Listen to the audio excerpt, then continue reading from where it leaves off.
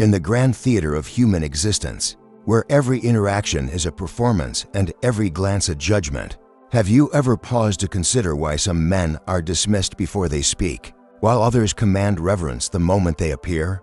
Countless individuals brimming with talent, wisdom, virtue, or ambition have been erased from the stage of life, not because their worth was lacking, but because their appearance failed to proclaim it. The human mind is a merciless arbiter, rendering verdicts in mere seconds based on the shallow evidence of sight. Once this judgment is etched, it becomes a chain, binding you to a fate that is nearly impossible to escape. This is not a trivial quirk of social behavior. It is a fundamental law of human nature, one that Niccolo Machiavelli, the keen observer of power, recognized as both cruel and inescapable. This law exalts fools who project strength and condemns great men who betray weakness. It is a principle you have witnessed countless times, perhaps without fully grasping its mechanics or its unrelenting grip. Yet, once you understand and master this law, it transforms from a force that crushes you into a weapon that elevates you above the crowd. This law is the razor's edge between obscurity and influence, between being ignored and being revered. To appear poor whether in wealth, confidence, or stature is to be convicted in the court of human perception before you can utter a defense. In a world ruled by appearances, the perception of weakness is a sentence passed instantly, without appeal or reprieve. When the eye meets a man's figure, it does not linger to probe his soul. It scans his attire, his posture, his bearing, and in that fleeting moment, a verdict is formed. A man who looks poor is marked as insignificant, disposable, even pitiable. His hunger, his struggles, his lack, these are not seen as temporary conditions, but as damning evidence of failure, impotence, and unworthiness. No matter how profound his wisdom, how formidable his strength, or how noble his virtues, the tattered cloak of poverty that envelops him condemns him before he can speak. In this court of perception, appearances are the law, and the law is merciless. Those who project scarcity invite scorn, while those who project strength command obedience. To appear poor is to fade into invisibility at best, to face ridicule at worst, or to be destroyed when it serves others' convenience. Consider the marketplace, a microcosm of human judgment. A man in ragged clothing enters a shop, and the merchant's eyes turn away. Their service becomes sluggish, their tone sharpens, their offerings diminish in quality. They treat him not as a customer, but as an inconvenience, a burden to be dismissed.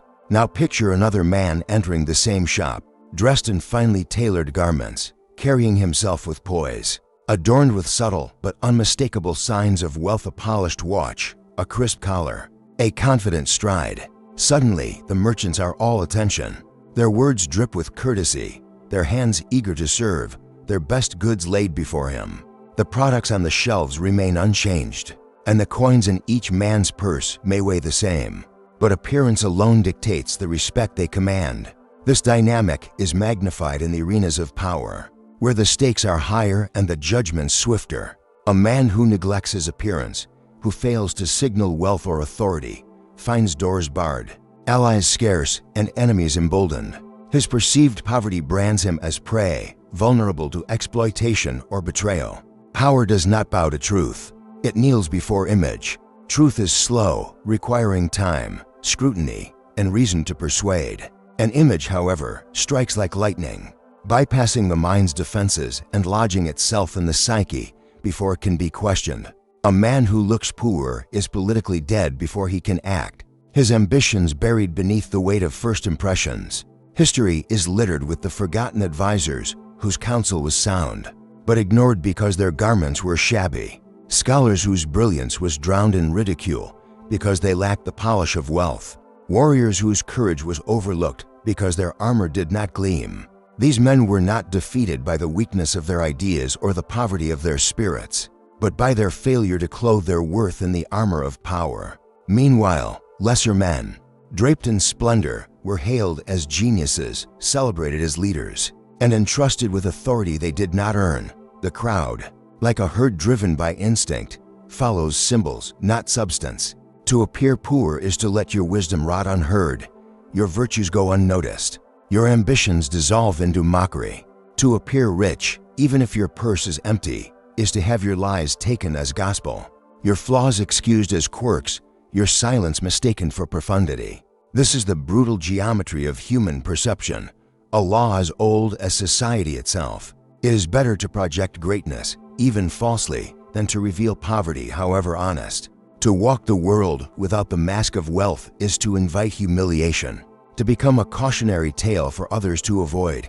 Imagine a man in a bustling market, his shoes cracked, his jacket threadbare, his shoulders slumped with the weight of shame.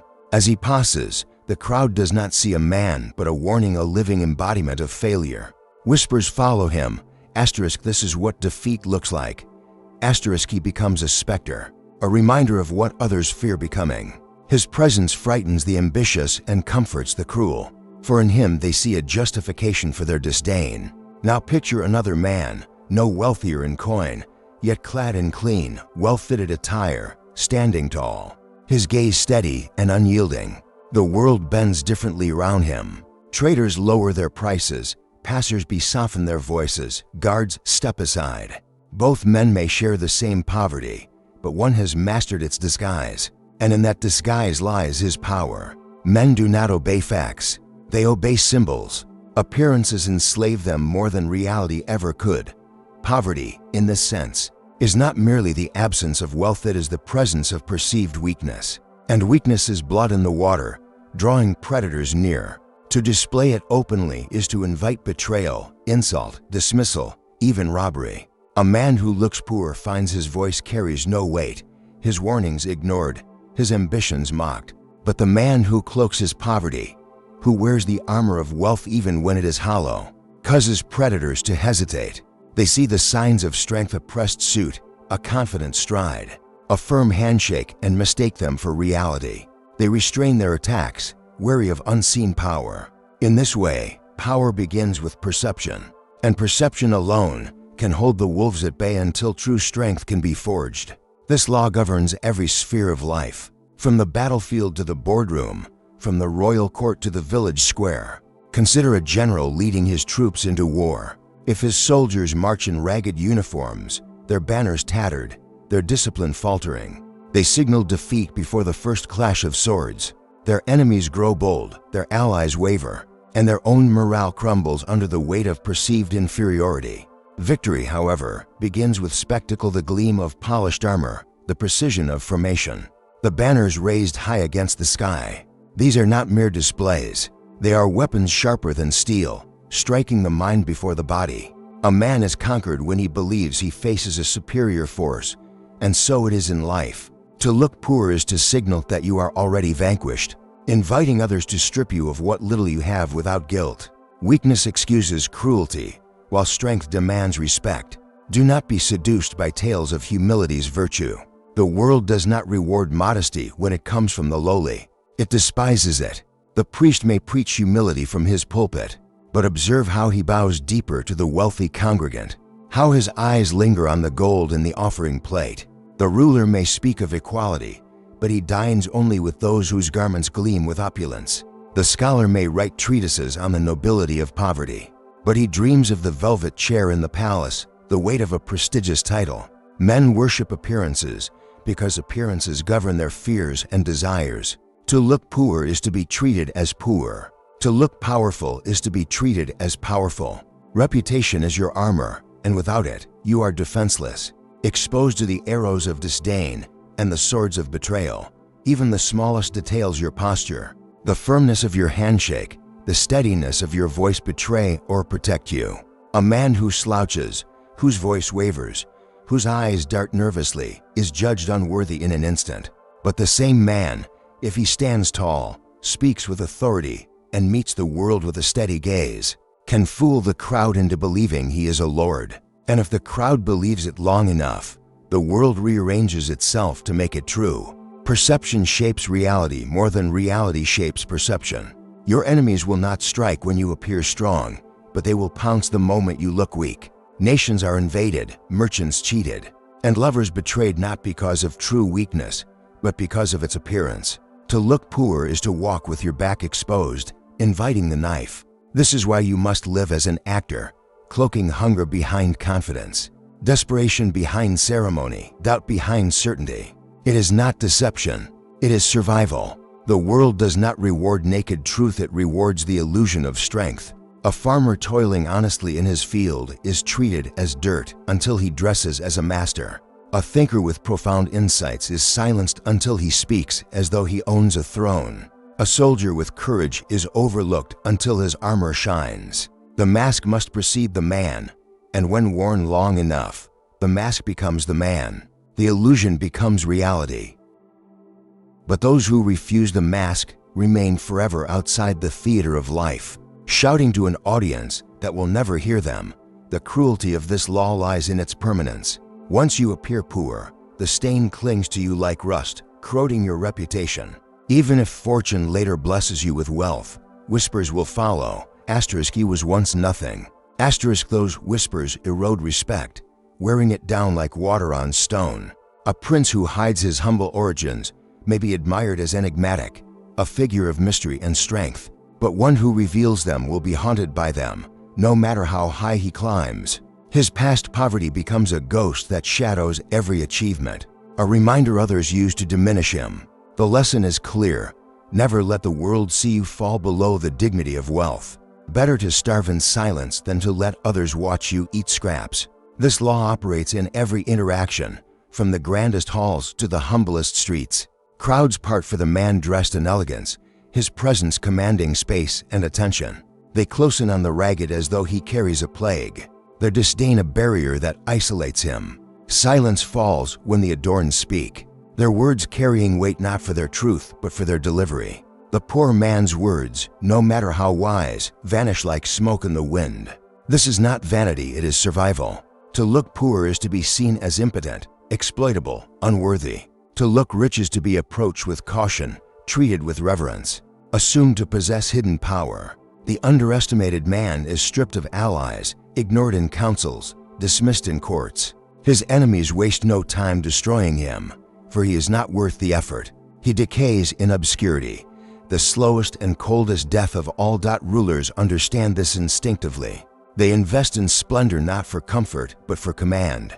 Golden thrones, marble palaces, armies clad in vibrant colors, these are not luxuries, but instruments of power. A prince who dresses simply, walks without guards, or eats like a commoner may be loved, but he will never be feared. And without fear, his throne is fragile, a house of cards waiting for the first gust of defiance. Spectacle is the strongest fortress, and appearances are its walls.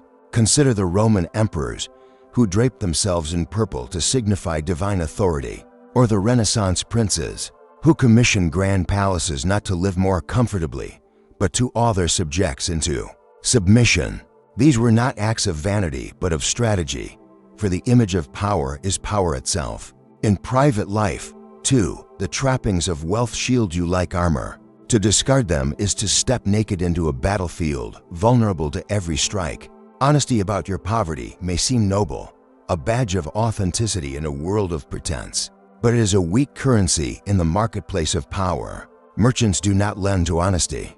They lend to those who look prosperous, whose appearance suggests they can repay with interest. Soldiers do not follow sincerity into battle. They follow the shining standard of grandeur, the promise of victory embodied in a leader's poise. Lovers do not choose humility. They choose the symbols of strength, the man who looks as though he can provide security, status, and stability. Everywhere, in every facet of life, appearances command while truth begs. To cling to honesty without mastering appearances is not virtue, it is suicide disguised as morality. The cruelty of memory compounds this truth. The first impression you make etches itself into others' minds, a template that governs every judgment thereafter. If that impression is one of wealth, later failings are forgiven, for people cling to the noble image they first saw, rationalizing your flaws as temporary or strategic. If it is one of poverty, no amount of later success can fully erase it. You will always carry the scent of lack, a shadow that dims your achievements. Therefore, from the moment you step into any room, you must appear more powerful than you are. Do not wait for wealth to look wealthy, for power to look powerful. Pretend until you possess, and once you possess, never let the mask slip. This is the alchemy of power, The illusion of strength begets real strength. As others invest in the image you project, this law permeates even the sacred and the political. Priests drape themselves in silk, not because divinity demands it, but because men respect it more than holiness. The Catholic Church, for centuries, built cathedrals that soared to the heavens, adorned with gold and stained glass, not merely to glorify God but to terrify mortals into awe and obedience. Judges sit in elevated chairs, robed in black, not because justice requires height, but because men bow more readily to those who appear superior. Politicians speak from balconies, surrounded by banners and pomp, not because their words carry farther, but because elevation signals importance. The mask is everything. The ceremony is everything. The theater is everything. The man who appears poor in this theater is not seen as humble, but as unworthy. His voice unable to pierce the curtain of his appearance. To lack coin is dangerous, but to look as though you lack it is fatal. Many have risen from poverty to greatness by crafting the illusion of fortune. Long before they possessed it, they borrow fine garments, polish their speech, master confident gestures, and dine with those above them until the world forgets their humble origins. Once the world forgets, they are safe, but those who parade their rags, who let their poverty be known, are condemned to kneel forever. The world rarely allows a man to rise from the image he first projects, and if that image is poverty, it becomes his prison, no matter how far he climbs. Consider the story of Benjamin Disraeli, a man of modest means who rose to become British Prime Minister in the 19th century. Disraeli understood the power of appearances, cultivating an image of sophistication and wit despite his financial struggles. He dressed impeccably, spoke with authority, and mingled with the elite, creating an aura of inevitability that propelled him to power. His success was not merely a triumph of talent, but a masterclass in the art of perception. The lesson is merciless but true. You must never look poor, even if you are. The eye of man is swifter than his reason, and its judgment is final. The man who looks rich, even when empty, is feared and respected. The man who looks poor, even when full of wisdom, is despised and ignored. This law binds kings and beggars, merchants and soldiers, lovers and rulers. Break it, and you are destroyed not with thunder or flame, but with the quiet devastation of closed doors, absent allies, and silenced voices. To look poor is to invite a death so slow and cold that it feels like erasure. Yet within this harsh truth lies your first weapon. If appearance decides all, then appearance can be mastered. Mastery, however, requires sacrifice and cunning. To project strength while hollow demands calculation beyond the ordinary. You must invest in symbols over comfort, in signals over indulgence. A fine coat worn in public is worth more than a feast eaten in solitude. A borrowed jewel displayed openly can open doors that a hidden fortune never will. Consider the cunning of the Renaissance courtier who, with little wealth, secured influence by dressing as though he belonged among princes. He borrowed finery, practiced eloquence, and carried himself with the arrogance of nobility until the powerful invited him into their circles. Once there, he leveraged their trust to build real wealth. This is the art of survival. Illusion first, reality second. The world does not wait for you to become powerful, it waits for you to look powerful. Fear is stronger than love in this game. A man who looks poor may be loved for his simplicity, but he is not feared. And without fear, he is not obeyed. Love is fickle, a fleeting emotion that bends to circumstance. Fear is iron, binding others to you through their own instinct for survival. To look poor is to strip fear from the hearts of others, leaving you vulnerable to disobedience, betrayal, and desertion. To look rich, to radiate power. To appear as one whose wrath carries weight. This instills fear even before you act. Fear secures loyalty where affection fails. Even religion, which claims to transcend worldly concerns, thrives on this principle. Cathedrals tower over cities, their spires piercing the heavens, their interiors gleaming with gold. These are not mere houses of worship but fortresses of awe, designed to make men feel small and submissive. If priests preached in rags from hovels, few would kneel. Clothed in splendor, they are treated as emissaries of the divine.